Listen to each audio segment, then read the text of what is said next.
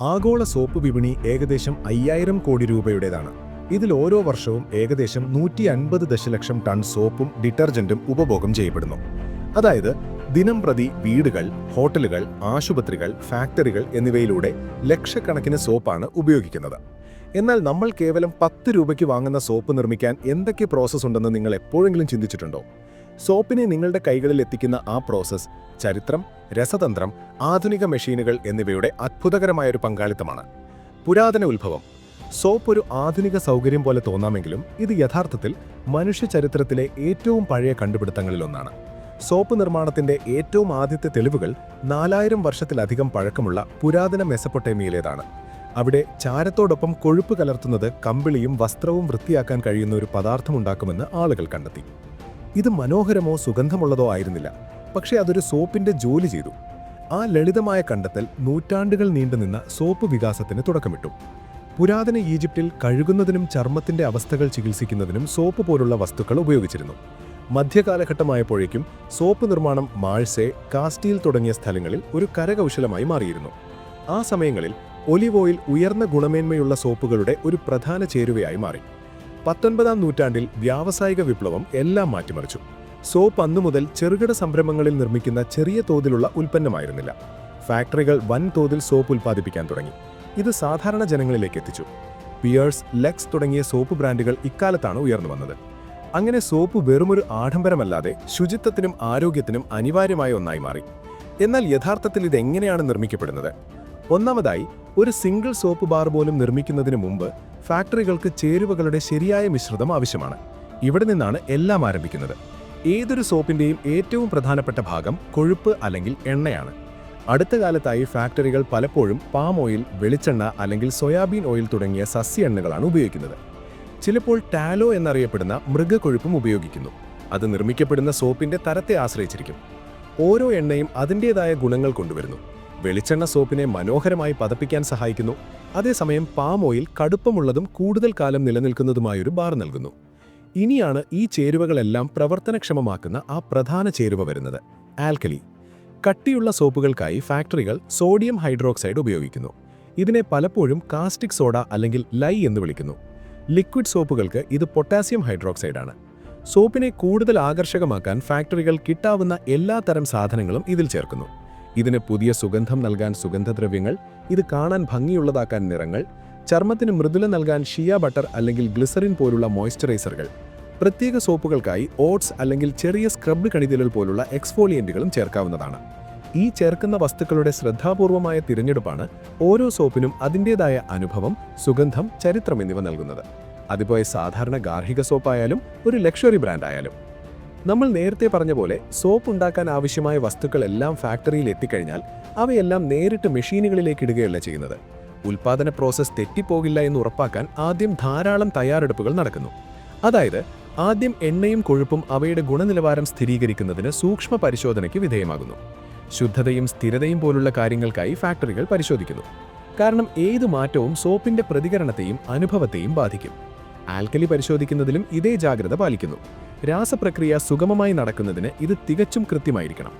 ഇനിയാണ് തൂക്കി നോക്കാനും അളക്കാനുമുള്ള സമയം. ഓരോ ചേരുവയും ഒരു ബാച്ചിൽ എത്രമാത്രം ചേർക്കുന്നു എന്ന് കൃത്യമായ റെസിപ്പികൾ സോപ്പ് ഫാക്ടറികൾ പിന്തുടരുന്നു. അതിപ്പോൾ ഒരു ചെറിയ ഉൽപ്പാദനമായാലും വലിയൊരു വ്യാവസായിക ഉൽപ്പാദനമായാലും ശരി. അന്തിമ സോപ്പുകൾ ഗുണനിലവാരത്തിലും വലിപ്പത്തിലും ഘടനയിലും ഒരേപോലെയാകാൻ ഈ അളവുകൾ കൃത്യമായിരിക്കണം. ഉൽപ്പാദനം എങ്ങനെ നടത്തണമെന്ന് തീരുമാനിക്കുക എന്നത് മറ്റൊരു പ്രധാന ഘടകമാണ്. ചില ഫാക്ടറികൾ ബാച്ച് പ്രോസസ്സ് എന്ന് വിളിക്കുന്ന പ്രോസസ്സ് ഉപയോഗിക്കുന്നു. വലിയ കെറ്റിൽ പോലുള്ള പാത്രങ്ങളിൽ ഒരു തവണ ഒരു ബാച്ച് നിർമ്മിക്കുന്നു. ഇത് വ്യത്യസ്ത തരം സോപ്പുകൾ ഉണ്ടാക്കുന്നതിനായി മിശ്രിതത്തെ പാകപ്പെടുത്തുന്നു. മറ്റ് ചില ഫാക്ടറികൾ കണ്ടിന്യൂസ് അല്ലെങ്കിൽ തുടർച്ചയായ പ്രക്രിയ ഉപയോഗിക്കുന്നു. അവിടെ വേഗത്തിലും വൻതോതിലുള്ള ഉൽപ്പാദനത്തിനായി സോപ്പ് ചേരുവകൾ നിർത്താതെ മെഷീനുകളിലേക്ക് നൽകുന്നു. ഈ ശ്രദ്ധാപൂർവമായ പ്ലാനിങ്ങും തയ്യാറെടുപ്പും സോപ്പ് നിർമ്മാണം തുടങ്ങുമ്പോൾ എല്ലാം സ്മൂത്തായും കാര്യക്ഷമമായും നടക്കുന്നു എന്ന് ഉറപ്പാക്കുന്നു. ഇവിടെയാണ് ഫാക്ടറി അടുത്ത ഘട്ടത്തിനായി വേദിയൊരുക്കുന്നത്. ഇനിയാണ് എണ്ണയോ കൊഴുപ്പോ സോപ്പായി മാറ്റുന്ന രാസപ്രക്രിയ തുടങ്ങുന്നത്.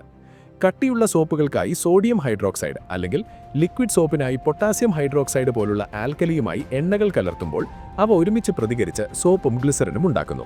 ഫാക്ടറികൾ സാധാരണയായി ഇത് സാധ്യമാക്കാൻ 2 രീതികൾ ഉപയോഗിക്കുന്നു. പരമ്പരാഗത കെറ്റിൽ രീതി വലിയ ടാങ്കുകളിൽ പ്രവർത്തിക്കുന്നു. അവിടെയെല്ലാം ചൂടാക്കുകയും ശ്രദ്ധാപൂർവം ഇളക്കുകയും ചെയ്യുന്നു. ഇത് സാവധാനത്തിലുള്ളതാണ്, പക്ഷേ ചില പ്രത്യേകതരം സോപ്പുകൾ നിർമ്മിക്കുമ്പോൾ കൂടുതൽ നിയന്ത്രണം നൽകുന്നു. പിന്നെയുള്ളത് തുടർച്ചയായ പ്രോസസ്സാണ്. അത് വേഗതയേറിയതും വലിയ തോതിലുള്ള ഉൽപ്പാദനത്തിന് അനുയോജ്യവുമാണ്. ഈ പ്രോസസ്സിൽ എണ്ണയും ആൽക്കലിയും ഉയർന്ന കോളങ്ങളിലൂടെ ഒഴുകുന്നു. അവ മുന്നോട്ടു പോകുമ്പോൾ പ്രതിപ്രവർത്തനം സംഭവിക്കുന്നു. ഈ പ്രതിപ്രവർത്തനത്തിനിടയിൽ ഗ്ലിസറിൻ സ്വാഭാവികമായും ഒരു ബൈ പ്രോഡക്റ്റായി രൂപപ്പെടുന്നു. ഇത് ചർമ്മ സംരക്ഷണ ഉൽപ്പന്നങ്ങൾ പോലുള്ള കാര്യങ്ങളിൽ ഉപയോഗിക്കുന്ന മൂല്യവത്തായ ഒരു പദാർത്ഥമാണ്. അതിനാൽ ഫാക്ടറികൾ പലപ്പോഴും പിന്നീട് ഇത് വേർതിരിച്ചെടുക്കുന്നു. സോപ്പ് മിശ്രിതം ശരിയായ സ്ഥിരതയിലെത്തിയെന്നും എല്ലാ എണ്ണകളും പൂർണ്ണമായും പ്രതിപ്രവർത്തിച്ചു എന്നും ഉറപ്പാക്കാൻ ഈ പ്രോസസ്സിന്റെ ഇടയ്ക്ക് പരിശോധിക്കുന്നു. ഈ ഘട്ടത്തിന്റെ അവസാനത്തോടെ അസംസ്കൃത വസ്തുക്കളുടെ മിശ്രിതമായി ആരംഭിച്ച പ്രോസസ്സ് ഇപ്പോൾ ഒരു സോപ്പ് പേസ്റ്റായി മാറി. ഇപ്പോൾ ഈ പേസ്റ്റ് റിഫൈനിങ്ങിനും ഷീപ്പിംഗിനും ഉപയോഗത്തിനും വേണ്ടി പ്രോസസ്സ് ചെയ്യാൻ പറ്റുന്ന ഒന്നായി കഴിഞ്ഞു. ഈ പ്രോസസ്സിൽ നിന്ന് പുറത്തുവരുന്ന സോപ്പ് പേസ്റ്റിന് നമ്മൾ ഉപയോഗിക്കുന്ന മിനുസമാർന്നതും വൃത്തിയുള്ളതുമായ സോപ്പാകാൻ ഇനിയും ഒരുപാട് ജോലി ആവശ്യമാണ്. ഇവിടെയാണ് റിഫൈനിങ് വരുന്നത്. ഇത് ഫാക്ടറിയിലെ സോപ്പ് നിർമ്മാണത്തിന്റെ ഒരു പ്രധാന ഭാഗമാണ്.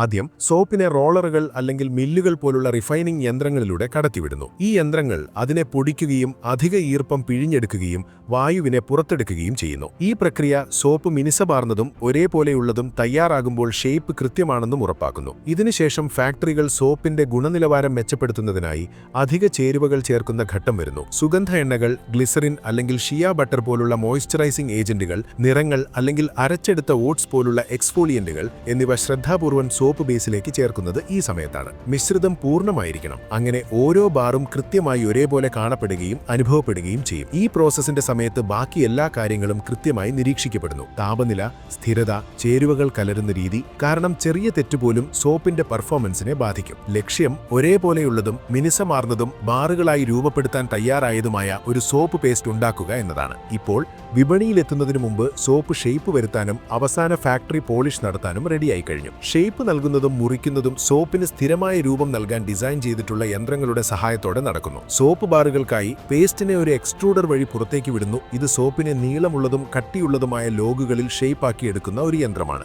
ഈ ലോഗുകളെ പിന്നീട് തികച്ചും ശരിയായ വലിപ്പത്തിലുള്ള ബ്ലോക്കുകളായി മുറിക്കുന്നു. ഓരോ ബാറും ഒരേപോലെയാണെന്നും ഫാക്ടറിയുടെ കൃത്യമായ മാനദണ്ഡങ്ങളുമായി പൊരുത്തപ്പെടുന്നുവെന്നും ഉറപ്പാക്കുന്ന കാര്യക്ഷമമായ പ്രോസസ്സാണിത്. സോപ്പ് ബാറുകൾ മുറിച്ചു കഴിഞ്ഞാൽ അവ സ്റ്റാമ്പിംഗ് മെഷീനുകളിലൂടെ കടന്നുപോകുന്നു. ഈ യന്ത്രങ്ങൾ ഓരോ സോപ്പ് ബാറിലും ഫാക്ടറി ലോഗോയോ ഡിസൈനോ പതിപ്പിക്കുന്നു. ഇത് നിങ്ങൾ സ്റ്റോർ ഷെൽഫുകളിൽ കാണുന്ന മിനുക്കിയ ബ്രാൻഡഡ് ലുക്ക് നൽകുന്നു. ഈ ഘട്ടം വെറുമൊരു ബ്രാൻഡിംഗ് പ്രോസസ് മാത്രമല്ല, ഓരോ സോപ്പും ഉയർന്ന ഗുണനിലവാരമുള്ളതായി കാണപ്പെടുന്നുവെന്നും നിങ്ങളുടെ കയ്യിൽ നല്ല അനുഭവം നൽകുന്നുവെന്നും ഉറപ്പാക്കുന്നു. ലിക്വിഡ് സോപ്പിന്റെ കാര്യത്തിൽ ഷേപ്പ് നൽകുന്നത് അല്പം വ്യത്യസ്തമായാണ്. മുറിക്കുന്നതിന് പകരം ലിക്വിഡ് സോപ്പ് ഈ ഘട്ടത്തിൽ ബോട്ടിലിംഗിനു വേണ്ടി തയ്യാറാക്കുന്നു. അതിൽ അതിന്റെ കട്ടിയും മിനുസവും ശ്രദ്ധാപൂർവം നിയന്ത്രിക്കപ്പെടുന്നു. അങ്ങനെ അത് തികച്ചും ശരിയായ രീതിയിൽ ഒഴുകുകയും പതയ്ക്കുകയും ചെയ്യുന്നു. സോപ്പ് ഏതായാലും സോപ്പിനെ തയ്യാറായതും സ്ഥിരതയുള്ളതും പാക്കേജിംഗിന് തയ്യാറായതുമായ ഒന്നായി മാറ്റുന്നതിന് ഷേപ്പിംഗ് പ്രോസസ് വളരെ പ്രധാനമാണ്. പാക്കേജിംഗ് എന്നത് ഉൽപ്പന്നത്തെ പൊതിയുന്നത് മാത്രമല്ല, ഇത് സോപ്പിനെ സംരക്ഷിക്കുന്നു, വൃത്തിയായി സൂക്ഷിക്കുന്നു. ഉപഭോക്താക്കൾ സ്റ്റോർ ഷെൽഫിൽ കാണുമ്പോൾ അവരെ ആകർഷിക്കുന്നു. കട്ടിയുള്ള സോപ്പുകൾക്കായി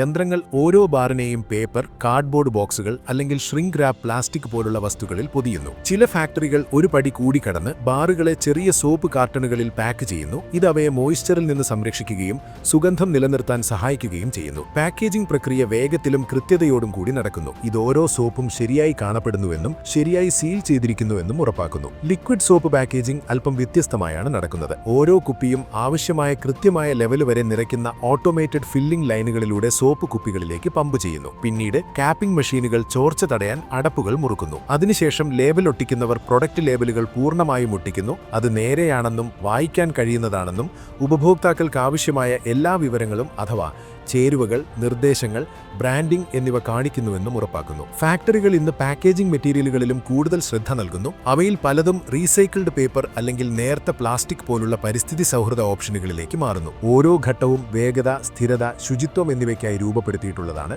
അങ്ങനെ ആരെങ്കിലും അതെടുത്ത് ഉപയോഗിക്കുന്നതുവരെ സോപ്പ് ഫ്രഷായും സുരക്ഷിതമായി നിലനിൽക്കും. അതെ, ഇത്രയുള്ളൂ. നിങ്ങൾ ഏത് ബ്രാൻഡ് സോപ്പാണ് വർഷങ്ങളായി ഉപയോഗിക്കുന്നത്? താഴെയുള്ള കമന്റ് സെക്ഷനിൽ പറയൂ. ഇതുപോലുള്ള കൂടുതൽ വീഡിയോകൾക്കായി ലൈക്ക് ചെയ്യുക, സബ്സ്ക്രൈബ് ചെയ്യുക. വീണ്ടും കാണാം. പരക്കട്ടെ പ്രകാശം.